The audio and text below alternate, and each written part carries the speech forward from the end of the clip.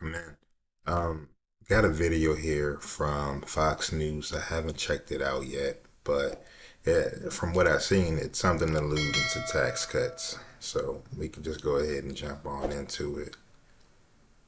Lutnick, Secretary, good to have you with us. Welcome to the story. Great to be here today. Good to see you.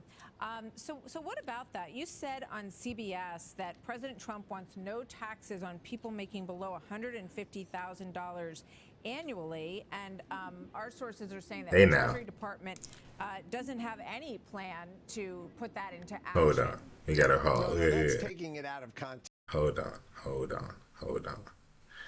Now, no taxes on anyone making under 150K.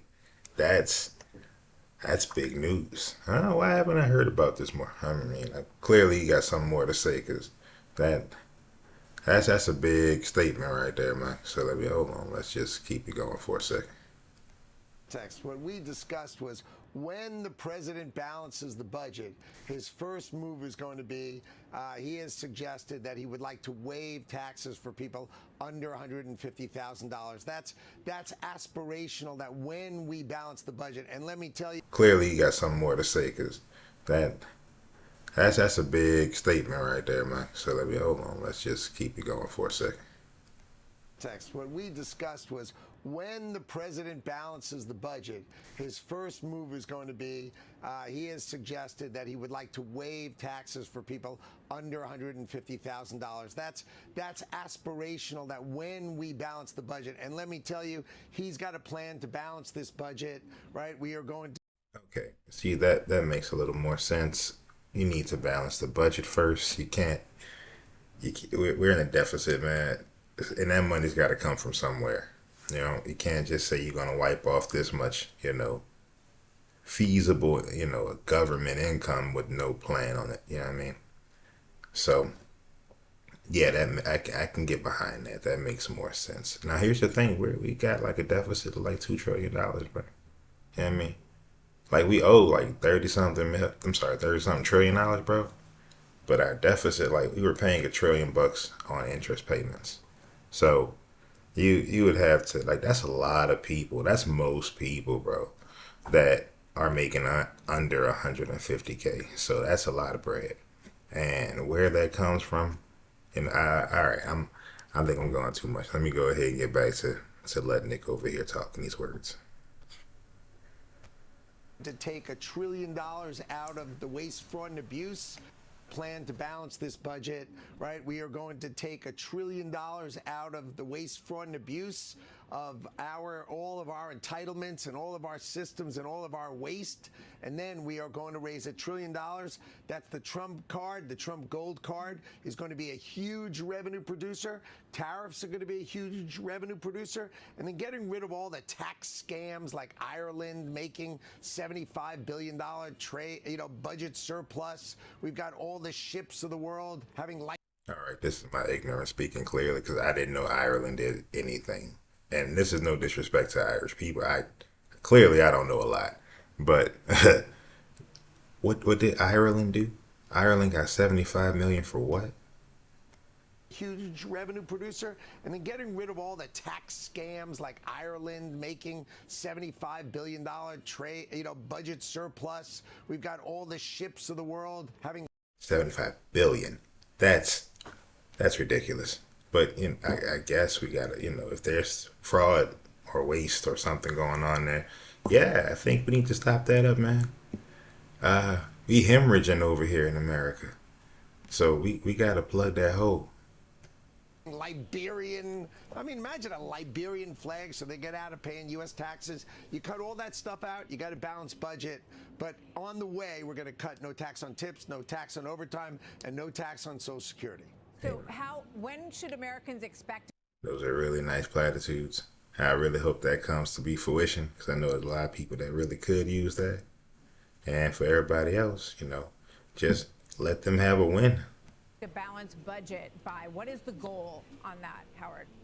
I love that question. Think about it. Our objective is during President Trump's term, over the next 4 years, we are going to try to balance the budget. Now, obviously, the sooner we balance that budget, the more we can all enjoy the possibilities that exist under Donald Trump's presidency. You know, he would like to replace the Internal Revenue Service with the External Revenue Service and let all those countries who So just sometime lean in the on next our 4 economy. years, you're saying it could Oh, take yeah. as long as 4 years, but Oh, no, I don't.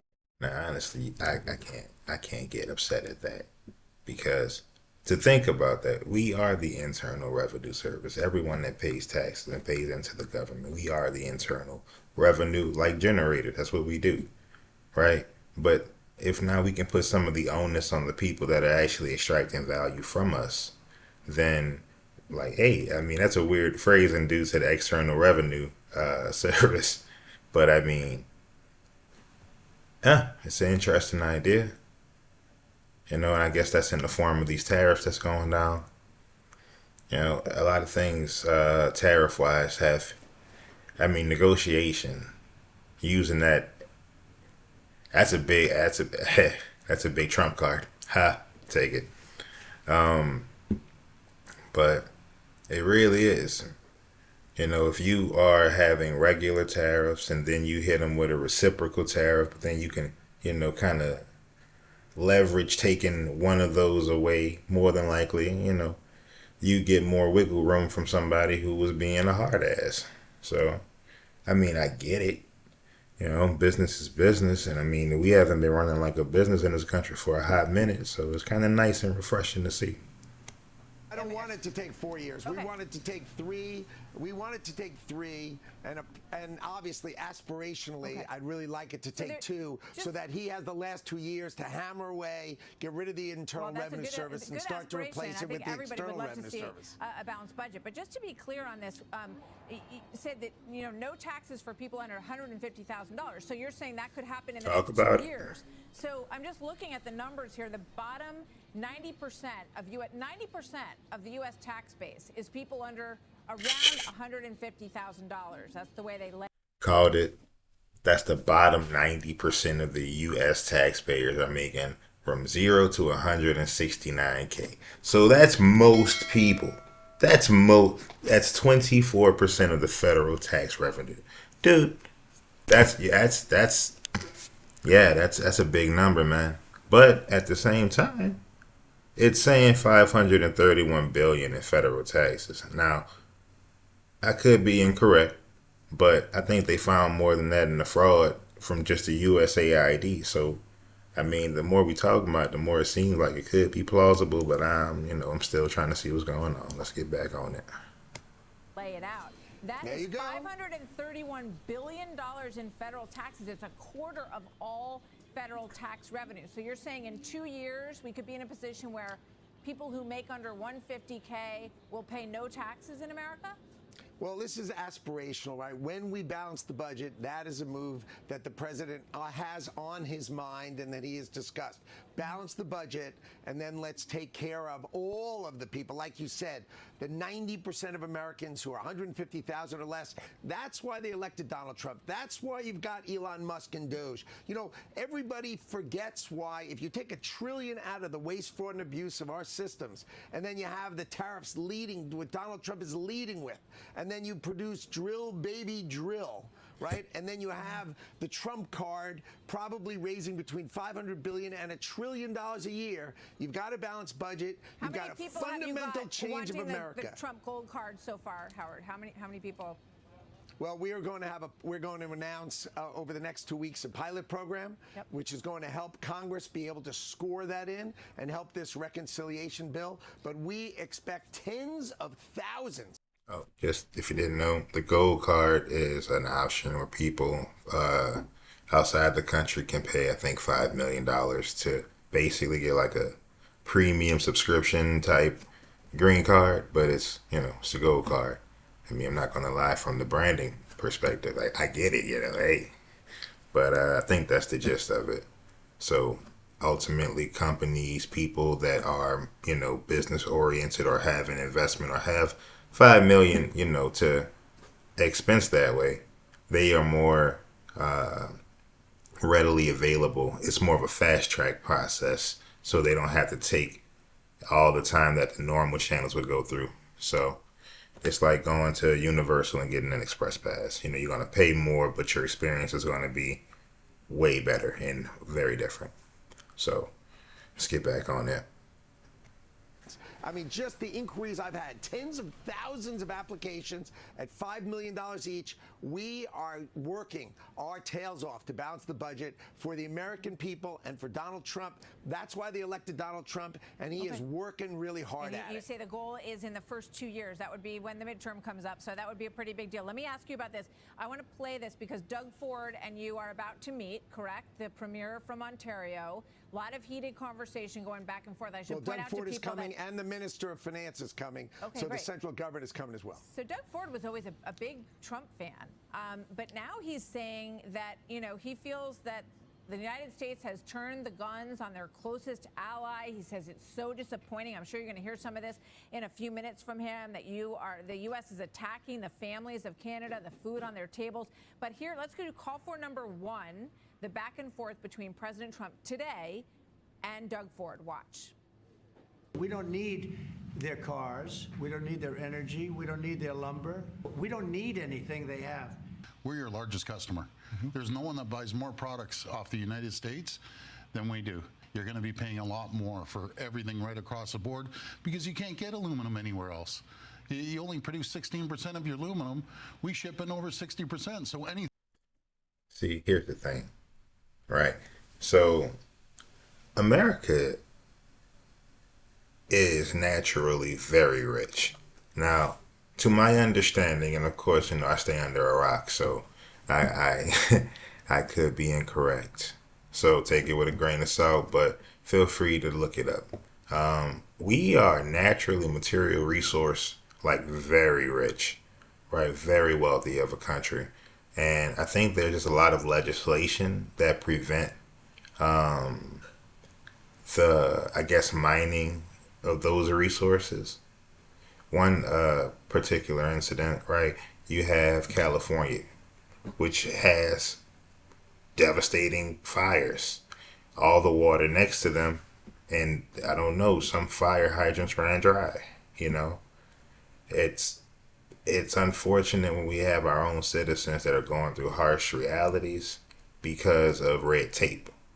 Like, that's ridiculous. And if this is our country and we have what we need to be prosperous, and we do, and the red tape is kind of just preventing that, it's not that Trump isn't in a position to say, hey, let's just cut the red tape, but he is in a position to say, hey, we need to consider this.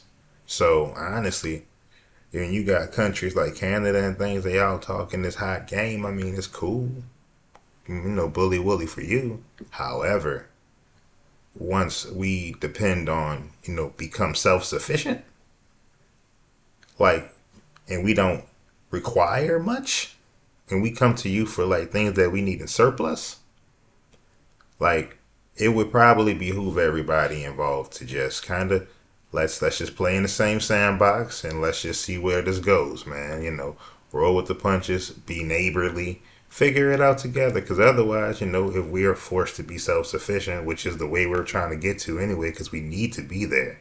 Honestly, we can't rely on another country to make our steel. Or that's ridiculous. If we have beef with somebody else and they talking hot and we can't produce weapons because we're, you know, importing it, like, we're at a disadvantage. So I'm not with that. And I mean, this guy's talking a little spicy, but, you know, he's talking less spicy than I think Trudeau was. So back to it. Anything that has aluminum, you're going to pay more. So he's saying that Americans are going to pay more, and that Canada is one of our most important trading partners, which, you know, has always been the case. So you have to remember, Canada exists leaning on our economy. I mean, let's face it, cars used to be made in America. Why did Michigan's cars move to Canada? To break out of the UAW. I mean, that's just unfair to American workers and American union workers. It's just, you finally have Donald Trump's got their back and is wondering, why are cars made in Canada? Why are we doing all this business in Canada if they're not respectful, if they're not thankful, and they don't want to do it? Imagine a provincial leader, so like the equivalent of a governor, deciding that they're going to attack America and put a 25% increase on energy prices to teach Donald Trump a lesson. I guess what happened? He learned a lesson. We're going to come in and talk, but what should you expect? I mean, it's been a long time since America grabbed its nuts and stood on some shit like definitely for the people. So this is kind of exciting. I ain't even gonna front with you. Everybody out here talking real hot sport, man, and I'm kind of for it because the last few years, man, has been like they had guys out here walking with their tail between their legs and shit, man. But now we out here talking like America, you know what I'm saying? And it's really nice to see. It's refreshing, honestly, dude. It's like, okay, you can talk big, you want to play chicken, somebody gonna swerve, partner. You should expect exactly what you heard President Trump said today. What are you doing for us? I know what we're doing for you, but what are you doing for us? And I think that's the right way to look at it. That's our president's way of looking at it, and that's what you should expect. So why not just eliminate the tariffs between Canada and the United States? Is that a place that we can get to? Because I mean, it's mind-boggling. Like 25%. No, it's going to be 50%. No, we're back to 25%. That would why be not true just if this eliminate was all Fox. the tariffs? That would be true if you were Fox Canada. Fox Canada would like that, but Fox I'm just USA. asking the question.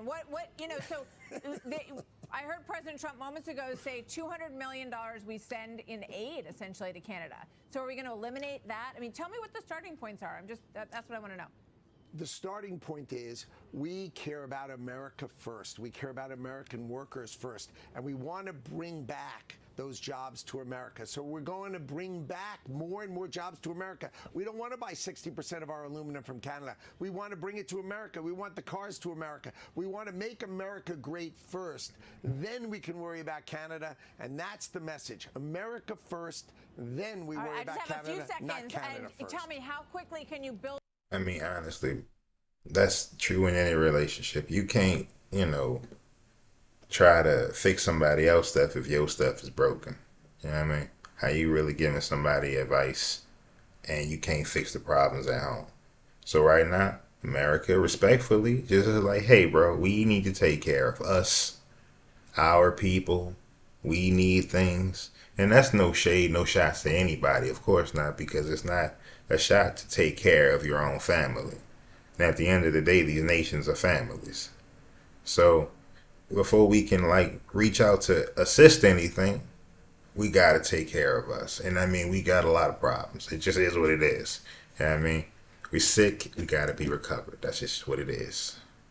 Build up enough Let's just go ahead and wrap it up.